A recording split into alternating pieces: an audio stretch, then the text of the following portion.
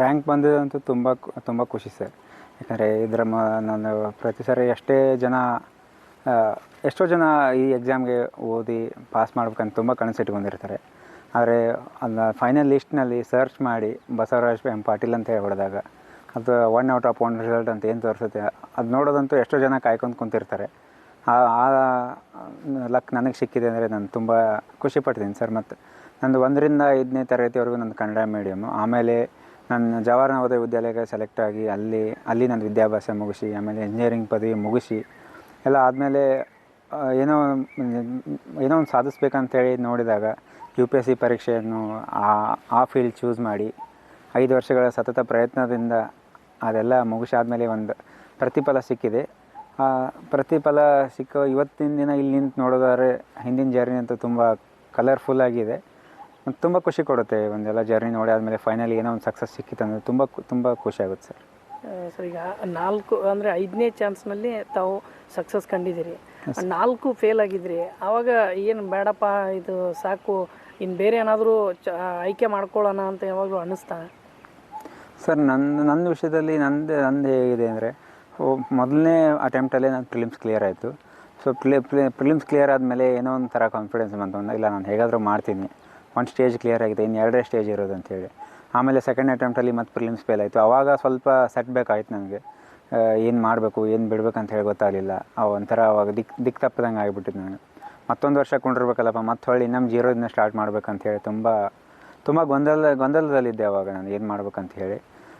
ಬಿಡಬೇಕಂಥೇಳಿ ಪರ್ಟಿಕ್ಯುಲರಾಗಿ ಏನು ತಲೆಯಲ್ಲಿ ಬಂದಿಲ್ಲ, ಆದರೆ ಸೆಲ್ಫ್ ಡೌಟ್ಸ್ ಅಂತೂ ತುಂಬಾ ಇತ್ತು. ಆಮೇಲೆ ಎಷ್ಟೋ ಜನ ನೋಡಿದಾಗ ಕೆಲವರು 4ನೇ ಅಟೆಂಪ್ಟು, ಕೆಲವರು 5ನೇ ಅಟೆಂಪ್ಟು, ಕೆಲವರು ಫೈನಲ್ ಅಟೆಂಪ್ಟಲ್ಲೂ ಕ್ಲಿಯರ್ ಆದವರು ಇದ್ದರು. ಅದೆಲ್ಲ ನೋಡ್ಕೊಂಡು ಹೌದು ಇದಕ್ಕೆ ಟೈಮ್ ಬೇಕಂತ ಹೇಳಿ ಗೊತ್ತಾಯ್ತು ನಮಗೆ.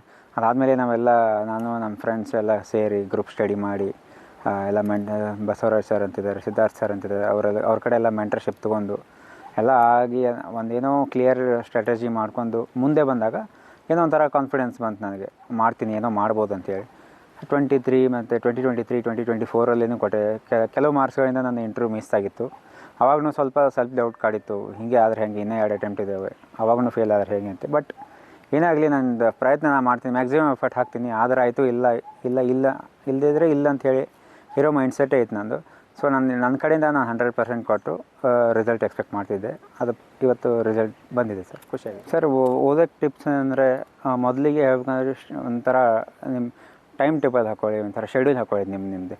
ಸ್ಟಾರ್ಟ್ ಮಾಡಿ ಆದಮೇಲೆ ನಾನು ಎಷ್ಟು ಗಂಟೆ ನೀವು ಅಲ್ಲಿ ವಿಡಿಯೋಸ್ ನೋಡಿ 20 ಗಂಟೆನೇ ಓದಬೇಕು ಅಥವಾ 18 ಗಂಟೆನೇ ಓದಬೇಕು ಅಂಥೇಳಿ ವಿಡಿಯೋಸ್ ನೋಡಿ ಹಂಗೆ ಕುಂತವರು ಇದ್ದಾರೆ. ಹಂಗೆ ಕುಂತಾದ್ಮೇಲೆ 1 ವಾರ ಅಥವಾ 1 ತಿಂಗಳು ಓದಿ ಆದಮೇಲೆ ಬಿಟ್ಟು ಹೋದವರು ಇದ್ದಾರೆ. ಯಾಕಂದರೆ ಈ ಜರ್ನಿ ಹೆಂಗಂದರೆ ತುಂಬ ಲಾಂಗ್ ಜರ್ನಿ ಇದು. 1 ವರ್ಷ 2 ವರ್ಷ ಎಷ್ಟು ಗೊತ್ತಿಲ್ಲ ಏನಾಗುತ್ತೆ ಅಂತೇಳಿ. ಆ ಜರ್ನಿಯಲ್ಲಿ ಫ್ಯಾಟಿಗ್ನೆಸ್ ನಮಗೆ ಕಾಡಬಾರ್ದು. ಯಾಕಂದರೆ 18 ಅಥವಾ 20 ಗಂಟೆ ಕುಂದ್ರೆ 1 ದಿವಸ ಕೊಂಡಿರ್ಬೋದು, 1 ವಾರ ಕೊಂಡಿರ್ಬೋದು. ಆಮೇಲೆ 7 ಅಥವಾ 8ನೇ ದಿವಸಕ್ಕೆ ಬೇಜಾರಾಗಿಬಿಡುತ್ತೆ. ಯಾಕಂದ್ರೆ ಬಾಡಿ ಸಪೋರ್ಟ್ ಮಾಡೋದಿಲ್ಲ ಅವಾಗ. ಬೆನ್ನು ಬರೋದಾಗಲಿ ಅಥವಾ ತಲೆನೋವು ಬರೋದಾಗಲಿ ಎಲ್ಲನೂ ಸ್ಟಾರ್ಟ್ ಆಗುತ್ತೆ. ಸೊ ಹಾಗೆ ನೀವು ಒಂದು 4 ದಿನ ಅಥವಾ 5 ದಿವಸ ಕಂಟಿನ್ಯೂ ಓದಿ ಆಮೇಲೆ 6 ಡೇ ಒಂದು ಮೂವಿ ಆದರೂ ನೋಡ್ಬೋದು, ಏನು ಪ್ರಾಬ್ಲಮ್ ಇಲ್ಲ. ಅಂಟಿಲ್ ಆ್ಯಂಡ್ ಅನ್ಲೆಸ್ ನಾವು ಬ್ಯಾಲೆನ್ಸ್ ಮಾಡಬೇಕಷ್ಟೇ ಅದನ್ನು. ಆ ಕಡೆ ಡಿಸ್ಟ್ರಾಕ್ಷನ್ ಅನ್ನೋ ಝೋನ್ಗೆ ಹೋಗಬಾರ್ದು, ಈ ಕಡೆನೇ ಇರಬೇಕು, ನಾವು ಸ್ಟಡಿ ಅನ್ನೋ ಝೋನಲ್ಲೇ ಇರಬೇಕು. ಎರಡನ್ನೂ ಸ್ಟ್ರಿಕ್ಟ್ ಬೈಫಾರ್ಕೇಷನ್ ಮಾಡಿ ಎಂಟರ್ಟೈನ್ಮೆಂಟ್ ಎಂಟರ್ಟೈನ್ಮೆಂಟ್ ತೊಗೊಂಡು ಸ್ಟಡಿ ಮಾಡುವಾಗ ಸ್ಟಡಿ ಮಾಡಿದರೆ ಜರ್ನಿಯಲ್ಲಿ ಮುಂದೆ ಹೋಗ್ತೀನಿ. ಸಸ್ಟೈನೇಬಲ್ ಅಂತಾರಲ್ಲ ಹಾಗೆ, 1 ವರ್ಷ ಆಗಲಿ 2 ವರ್ಷ ಕುಂತ್ರೂ ಏನು ಅನಿಸೋದಿಲ್ಲ, ಬೋರ್ ಆಗೋದಿಲ್ಲ ಜರ್ನಿ. ಸೊ ನಮಗೆ ರಿವಾರ್ಡಿಂಗ್ ಅನ್ನೋ ಟೈಮ್ ಟೇಬಲ್ ಹಾಕ್ಕೊಂಡು ನಾವು ಮಾಡಿದರೆ ತುಂಬ ಹೆಲ್ಪ್ ಆಗುತ್ತೆ ಸರ್. ನಮಗೆ ಅವನ ಪ್ರಯತ್ನ ನಮಗೆ ಭಾಳ ಖುಷಿಯಾಗಿದೆ. ಯಾಕಂತಂದರೆ ಅವನು ಒಂದು ಸ್ವಲ್ಪ ತನ್ನ ಗುರಿ ಸಾಧನೆಗಾಗಿ ಭಾಳಷ್ಟು ಹಠವಾದಿ. ನಾನು ಮಾಡೇ ತೀರ್ತೀನಿ ಅಂತ ಒಂದು ಛಲವಾದಿ ಮುಂದೆ. ಯಾಕಂತಂದರೆ ನಾವು ಪ್ರಾಥಮಿಕ ಹಂತದಿಂದಲೂ ಕೂಡ ಅವನಿಗೆ ಗೊತ್ತಿರುವಂಥ ಒಂದು ಆತ್ಮವಿಶ್ವಾಸ ಬಲ ಅಂದರೆ ಏನಂತಂದ್ರೆ, ಅವನ ಜೀವನ ಅವನನ್ನು ನಿರ್ಮಾಣ ಮಾಡ್ಕೊಳ್ಬೇಕು. ಆ ರೀತಿ ಅವನನ್ನು ನಾವು ಬೆಳೆಸಿ, ಹೀಗಾಗಿ ಅವನು ಯಾವುದೇ ಅಡಚಣೆ ಬರಲೇ ಮತ್ತು ತನ್ನ ಸಾಧನೆಯನ್ನು ಮಾಡಿದ. ನಾವು ಯಾವುದೂ ಒತ್ತಡ ಹಾಕಲಿಲ್ಲ, ನೀವು ಇದನ್ನೇ ಮಾಡು ಅಂತ ಹೇಳಿಲ್ಲ. ಅವನ ಆಯ್ಕೆಗೆ ಯಾವ್ದು ಬೇಕೋ ಅದನ್ನು ಆಯ್ಕೆ ಮಾಡ್ಕೊಳ್ಳಿಕ್ಕೆ ನಾವು ಅವಕಾಶ ಕೊಟ್ಟಿದ್ದೀವಿ. ಮತ್ತು ಉಳ್ಕಿದ್ದು ಯಾವುದೋ ಅಡಚಣೆ ನಾವು ಮಾಡಲಿಲ್ಲ. ಅದಕ್ಕಾಗಿ ನಾವು ಅವನ ಮೇಲೆ ನಂಬಿಕೆ ಇಟ್ಟಿದ್ವಿ.